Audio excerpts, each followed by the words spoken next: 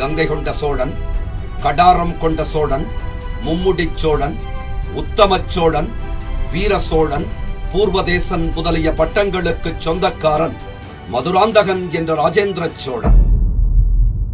மாமன்னன் ராஜராஜனுக்கும் வானவன் மாதேவிக்கும் புதல்வனாக பிறந்தான். சகல போர்க்கலைகளையும் பயின்றதுடன் நூல்கள் பலகற்று பண்டிதச் சோழனாகவும் ஆன பெருமைக்குரியவன்.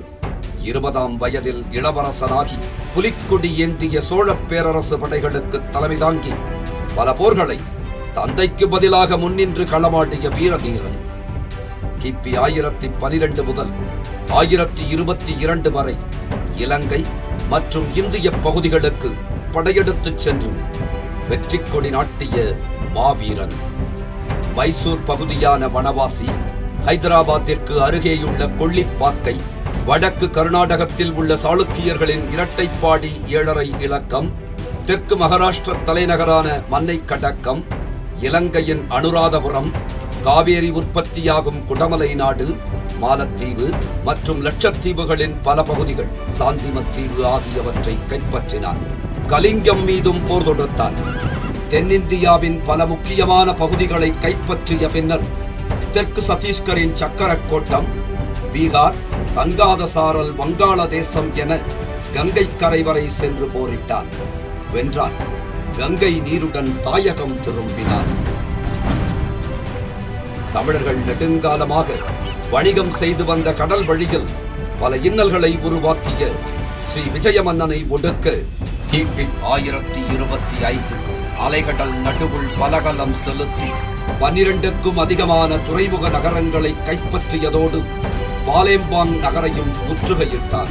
அதைத் தொடர்ந்து மலையூர், மேவிலி வங்காம், சுமத்ராவின் பண்ணை, இலாமுரி தேசம், மலேசியாவின் வல்லைப்பந்தூர், கடாரம், தாய்லாந்தின் லங்கசோகம், மாதமலிங்கம், தலைத்தக்கோலம், அந்தமான் நிக்கோபார் தீவுகளின் மணக்காவேர், தற்போதைய தெற்கு மியான்மரின் துறைமுக நகரமான மாபாபாலம் என தென்கிழக்கு ஆசிய பகுதிகள் முழுவதையும் தன்னுடைய ஆளுகையின் கீழ் கொண்டு வந்து சோழ நாடு திரும்பினான். சோழர்களின் ஆளுகை ராஜேந்திரனின் ஆட்சி காலத்தில் விரிந்து பறந்திருந்தது. இதற்கு முக்கிய காரணம் வேறு இந்திய மன்னர்கள் யாரும் கற்பனை கூட செய்து பார்த்திராத கடற்படையை இவன் கட்டமைத்ததுதான். இந்த மாபெரும் கடற்படை மூலம் வென்ற நாடுகளை தம் அதிகாரத்துக்குள் வைத்துக் கொண்டார். இந்தியாவிலும் வெளிநாடுகளிலும் வணிக குழுக்களை ஒழுங்கமைத்து சீனா வரை வர்த்தகம் செய்தனர். இவனது கடல் கடந்த வெளிநாட்டு போர்ப்பயண நிகழ்வானது இந்திய வரலாற்றில் ஒரு மைல்கல். சோழர்கள் தங்கள் மிக பெரும் சாம்ராஜ்யத்தை ஆள்வதற்காக சிறந்த நிர்வாக அமைப்பை உருவாக்கினர். யானைப்படை, குதிரைப்படை, காலாட்படை, கடற்படை கொண்ட நன்கு கட்டமைக்கப்பட்ட போர்ப்படை அவர்களிடம் இருந்தது. மக்களுக்காக சிறந்த மருத்துவமனைகளை பராமரித்தனர். வேளாண்மையிலும் சாலை பணிகளிலும் நீர்ப்பாசனத்திலும் திறன்மிக்கவர்கள் பணிபுரிந்தனர். கட்டடக்கலை, சிற்பக்கலை, ஓவியக்கலை ஆகியவற்றிலும் தன்னிகரற்ற முத்திரை பதித்தனர். இசை, பாடல், நாட்டியம் என அனைத்து நுண்கலைகளையும் வளர்த்தனர். தஞ்சையில் தன் தந்தையாரால் எடுப்பிக்கப்பட்ட பெருவுடையார் திருக்கோவிலைப் போல் தன் தலைநகரிலும் கங்கை கொண்ட சோழேஸ்வரம் கோவிலை நிறுவி சோழகங்கம் ஏரியையும் உருவாக்கினார்.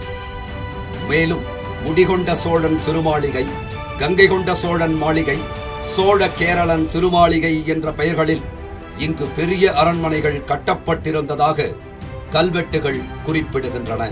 கங்கை கொண்ட சோழபுரத்தில் உள்ள மாளிகை மேடு பகுதியில் தமிழ்நாடு தொல்லியல் துறை மேற்கொள்ளும் 2022ஆம் ஆண்டுக்கான அகழாய்வை மாண்புமிகு தமிழ்நாடு முதலமைச்சர் அவர்கள் தொடங்கி வைத்தார். செங்கல் கட்டுமானங்கள், கூரை ஓடுகள், பானை ஓடுகள், உலோகப் பொருட்கள், இரும்பு ஆணிகள், செம்பினாலான பொருட்கள், செப்பு காசுகள், தங்கக்காப்பு, கண்ணாடி மணிகள், வளையல் துண்டுகள், தந்தத்தினாலான பொருட்கள், வட்டச் சில்லுகள், அலங்கரிக்கப்பட்ட சுடுமண் கெண்டி மூக்குகள், சீன பானையோடுகள் என 1003 தொல்பொருட்கள் இதுவரை கிடைத்துள்ளன. இந்த அகழாய்வு ராஜேந்திர சோழனின் பெருமைகளை உலகுக்கு பறைசாற்றும் ராஜேந்திர சோழனின் ஆட்சி காலத்தில் உருவான வரலாற்று பெருமைமிக்க நகரங்கள் நமக்குள் பெருமித உணர்வை அரும்பச் செய்கின்றன. அந்த பெருமித உணர்வு ஒரு மாபெரும் பண்பாட்டை உருவாக்கி தந்த நமது முன்னோருக்கு நாம் செலுத்தும் மிகச்சிறிய நன்றி பெருக்காகும். தமிழர்களின், குறிப்பாக சோழர்களின் கடல் கடந்த வெற்றியை கொண்டாடும் விதமாகவும் அவர்களின் கடற்படை வலிமையை உலகுக்கு பறைசாற்றும் விதமாகவும் கங்கை கொண்ட சோழபுரத்தில் ஓர் அருங்காட்சியகம் உருவாக்கப்படும் என அறிவித்துள்ள மாண்புமிகு முதலமைச்சர் அவர்களுக்கு நெஞ்சார்ந்த நன்றிகளை உரித்தாக்குகிறோம்.